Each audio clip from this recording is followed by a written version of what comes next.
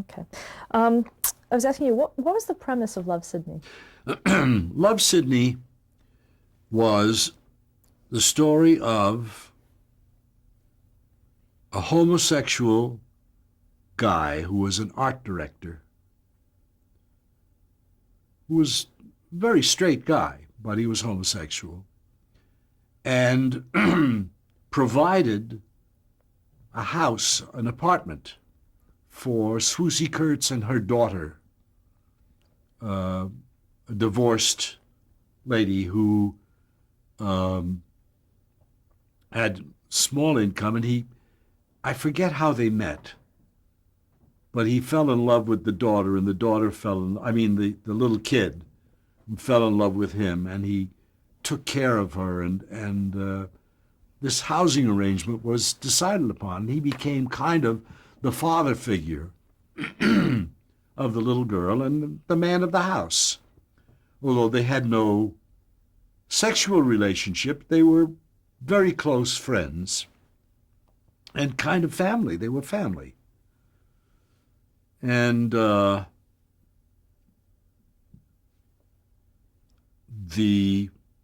episodes, the stories were about the kind of thing and any family with this aberration, this small peculiarity, would run into. And it was highly rated in New York, Chicago, San Francisco, Los Angeles, Seattle, and the rest of the country was not interested. It was very strange. I'd never seen ratings like that. Be the top 5, top 10 in all those cities, and absolutely nowhere in the rest of the country, in the Midwest and the South and everything. Why do you think that was? Well, obviously, it was because of a homosexual living in a house with a married woman and a child. That's what it was. It was never explicitly stated that he was Oh homosexual, yes. right? He Oh was? yes. Oh yes. Yes, he talked about his the man in his life who had left him and made him a sad, lonely person, because he was a sad, lonely person. And these two people were the light of his life. He lived for these and protected like a tiger, protected these two people.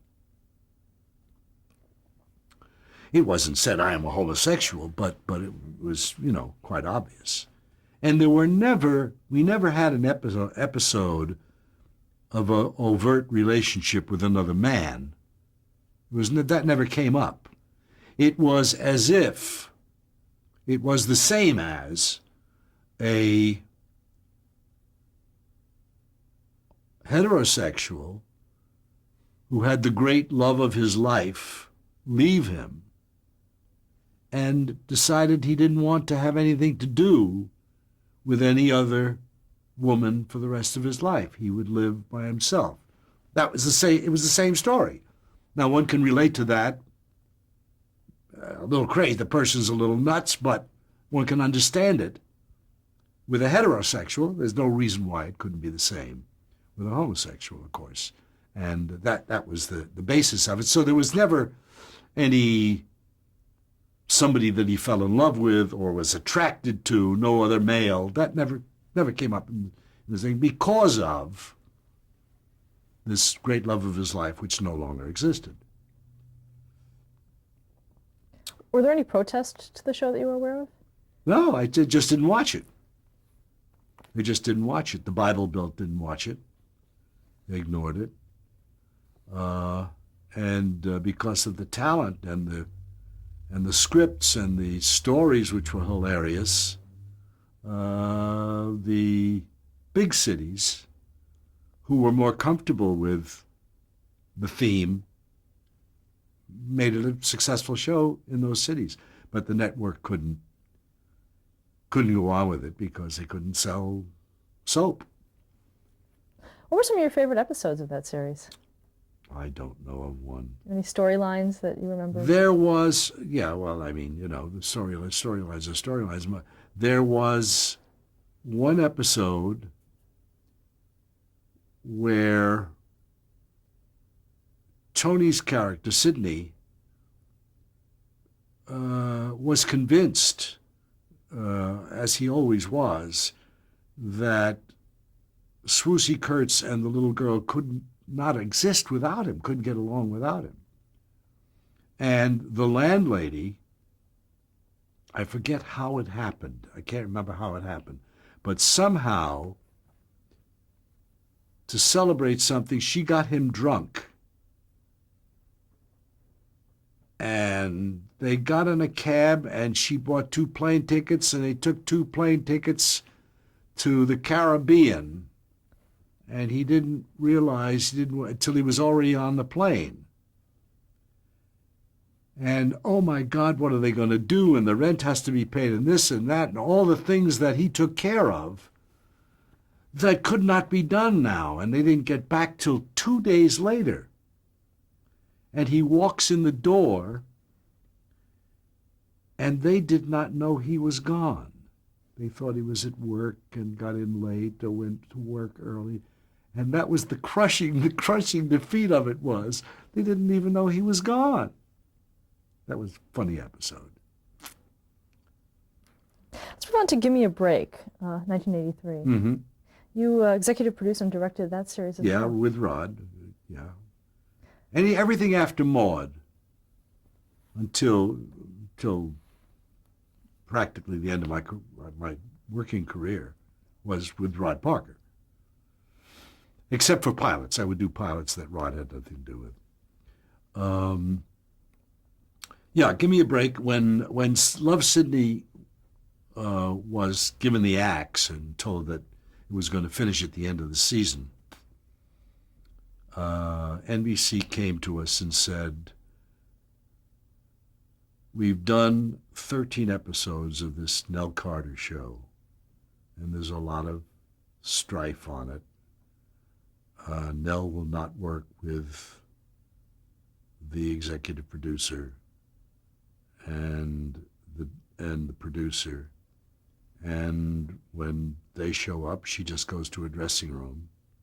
She'll only work with the directors, and it's very tough. And can you take over the show? She's very tough to work with. Can you do it? And we said, sure. And we came in, and we took over, and it worked fine. All I did was I listened to Nell. When she said, I don't like that, I'd say, why? And she would tell me, and she quite often had a good reason, and we'd fix it. And she became comfortable and free to speak her mind and not be treated like, look, just say the words, sit down on the chair, drink the cup of coffee, and say those lines. I guess that's the kind of treatment she had gotten, and riled up as anyone would, but she reacted quite strongly about it. I found Nell lots of fun. She had a lot of problems. She had a lot of personal devils, but she was a huge talent and a gifted actress. And we immediately said, why is she not singing? Why can't we do storylines that we can work into it where she can do a song once in a while? And so we did that.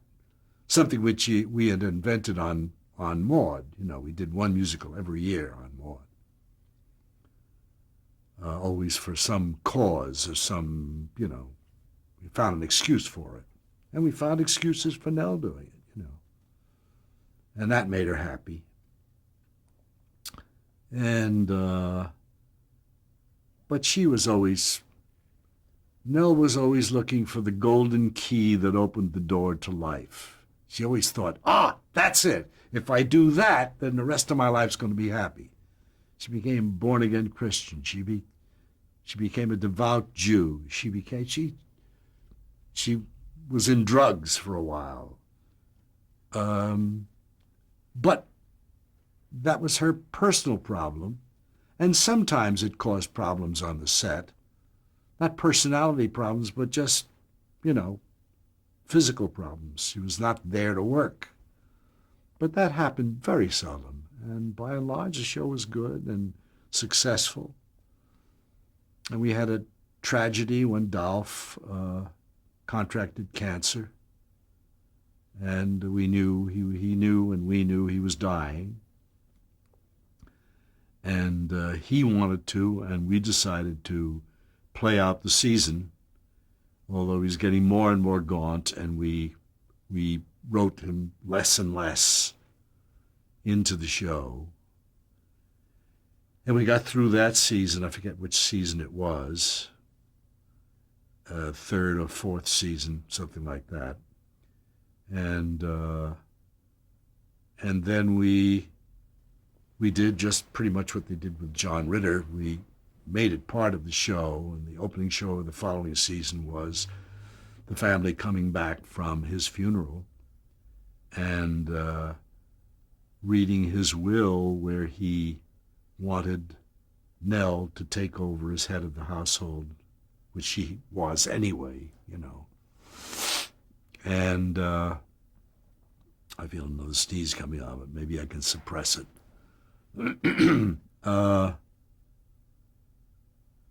And so that show went on, and during that show, little Joey was on the Tonight Show with Johnny Carson and sang a song and everything, and he was delightful. And NBC said, "Can you work him in?" So we made him the orphan that was adopted into the family. It's Joey Lawrence. Joey Lawrence. And after Joey was on the show for a year, Matt Lawrence came in, the next youngest. And it was fun. The girls loved him. We brought in, as the girls got older, we brought in Jonathan Silverman as the boyfriend of the next to oldest girl, and they got married. Because we were weaning away from the family, the decision was to move Nell to New York. And so we got the oldest girl, the blonde, pretty girl, ready to open a boutique, go into business on her own, and gave the first acting job that she'd ever had to Whitney Houston as her partner and girlfriend and partner. And that was Whitney's first dramatic show. And it was one episode, and they went off to do that. And then the youngest daughter went off to school, and Nell, with Thelma Hopkins, her best friend, moved to New York with Joey and Matt. Let's move on to Empty Nest in 1988. Well, Empty Nest preceded. No, Empty Nest came next. That's correct. Yeah, when that show finally went off the air, Paul Thomas and Tony. Paul Younger-Witt and Tony Thomas asked if we would do Empty Nest. They had made the pilot, but would we do the series, take over as executive producers and directors? And we loved the show, and I adored Richard Mulligan, and the cast was terrific. And we had a good writing staff. So we did it. And we found, Rod and I, that Paul and Tony had a different style of making a show than we were used to, with less freedom than we were used to, and too many permissions to grant, to get, to make changes or fix things or do, and we were not happy. Not with the show. I mean, the show was great, but they had certain methods of operating that they were used to that we were never used to, and really grated. And I couldn't. I found it very difficult to work and do my best work, do any kind of work that I was proud of, with their system. And so toward the end of the year, we said just the 1 year, and we gave them plenty of notice that they could get a new team to do it. And we left that, and that's when Paramount said, would you come and take over Dear John? So it was already in existence when you... Dear John was already in existence, yes. I don't know if they'd done a full season. They'd done 13 episodes, I think. No, I think they'd done a full season. They did a whole one season. But there was friction there, too. I don't know why we were always called in to rescue that kind of show, but we usually were.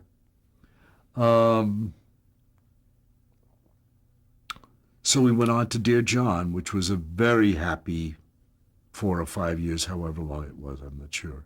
I don't remember. Long series. And how was it working with Judd Hirsch on that series? Judd was a delight. They were all a delight. Jerry Burns and the whole gang. They were, I may sound like a broken record, but I've been very lucky in the stars and the people I've worked with. I've had happy situations with almost all of them. There were a couple along the way that were stumbling blocks, but by and large, I've had a very happy ride with all the people I've worked with. Now, was that the last show that you did before you retired? Dear from John? No. At the end of Dear John, we got a call from Norman, who had a political show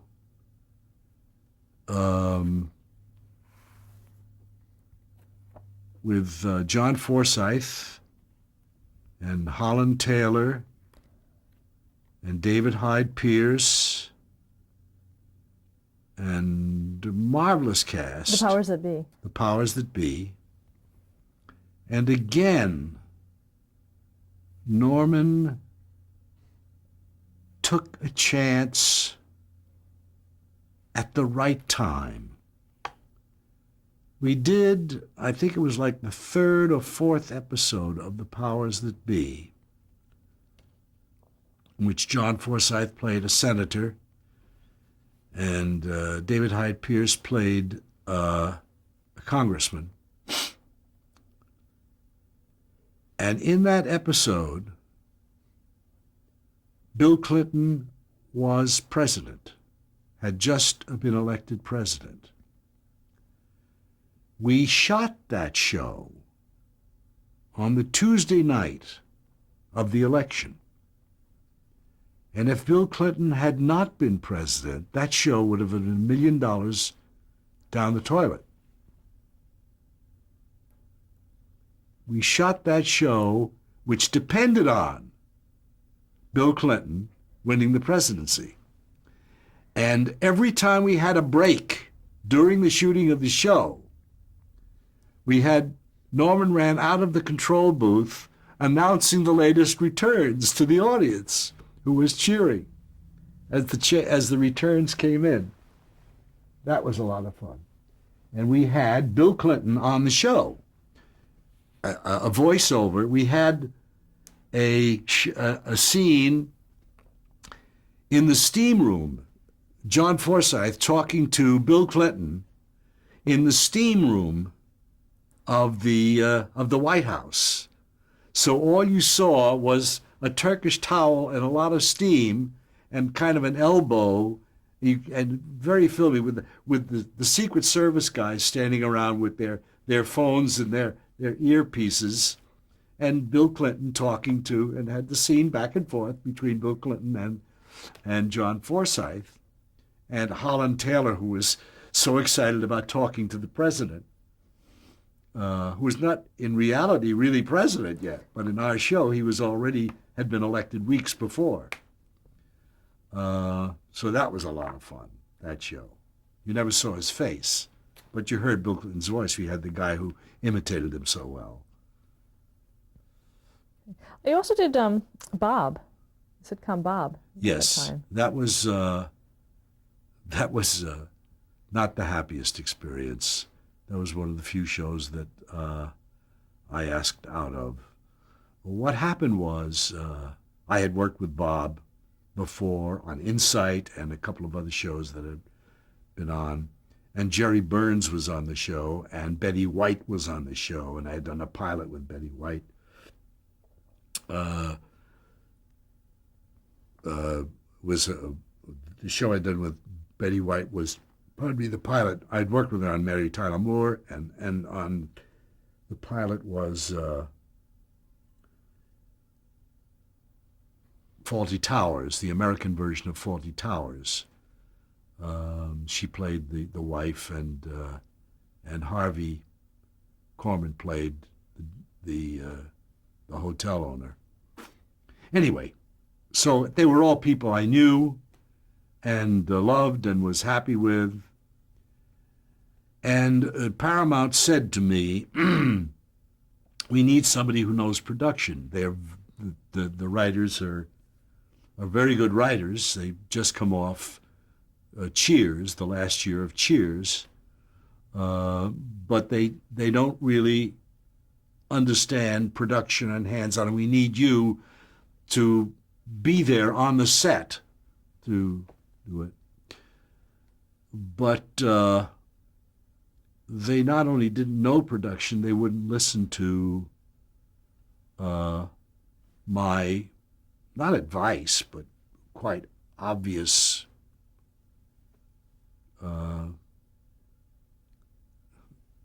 truisms about things that wouldn't work. For example, in the first episode that I did, the first episode of when I took over of the new season, they had a conversation between Bob and his wife and daughter in the kitchen. The kitchen was here. There was a 20-foot living room, and then there was the front door. And they had dialogue in the kitchen, and the doorbell rang. And the next line in the script was Bob at the door, opening it and saying hello to the person on the other side of the door. So I said, there's a gap there. I said, let Bob leave the kitchen, give me 2 or 3 lines between the daughter and the wife, and then we'll cut to Bob opening the front door, which will take care of that cross of 20 feet. I said that when we read the script around the table. And they said, well, let's see how it looks. I knew I was in trouble as a director and as the person who was supposed to rescue them from production problems. I said, okay, they'll see and they'll know. So we spent the whole day doing that scene and another scene, and they wanted to see a rough run-through early afternoon of that first act. So I staged it as fast as I could, having grown up and spent 20 years of my life rehearsing a show before I showed it to anybody at any stage. But it was their show. They were the producers. So at about after lunch, 1:30 or so, with everybody with scripts in hands, nobody had time to learn anything, we did the scene. We did the 3 lines and dialogue in the kitchen. The front doorbell rang, and Bob crossed the living room. Now, if I had Dick Van Dyke, or if I had some other physical comedians who could trip over a chair on the way to the door, or do something that would be interesting, but Bob is a verbal comedian. He's a brilliantly funny man, but he's not a somersault guy. That's not his thing. So we did it, and after the scene they said, "Gee, that takes so long." I said, "Yeah, well, just give me a couple of extra lines in the kitchen after let Bob leave, and then we'll pick him up the front door." "Yeah. Okay, we'll do a rewrite. We'll send it to you." The next morning we arrive, and there's an entirely new first scene, so that at least half the work of the previous day had gone for naught. We had a whole new show to do. That was a problem. It was a problem for the director, it was a problem for the actors. Bob was very unhappy. But Bob Newhart is the sweetest man in the world. And one thing he is not is confrontational. He was 180 degrees away from like Anel Carter, you know. Let other people solve the problem. I'll just do my job.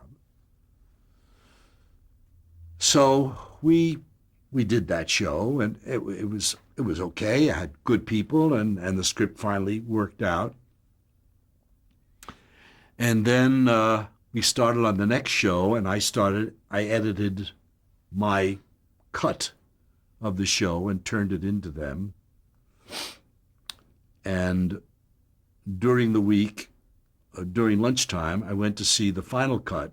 They're approved, after director finishes his cut of the show, he gives it to the producers, and they make the final little changes. The show may be 15 seconds over. I usually kept it pretty much on time in my cut, but the 15 seconds, so you lose a couple. And I went to see their cut, and I could not believe what I saw. Because if you know Bob Newhart, his character is one of a sane man dealing with an insane world. Somebody who says to Abner Doubleday, there are 3 strikes, but there are 4 balls in baseball, and trying to deal with that. They cut out all his stammers.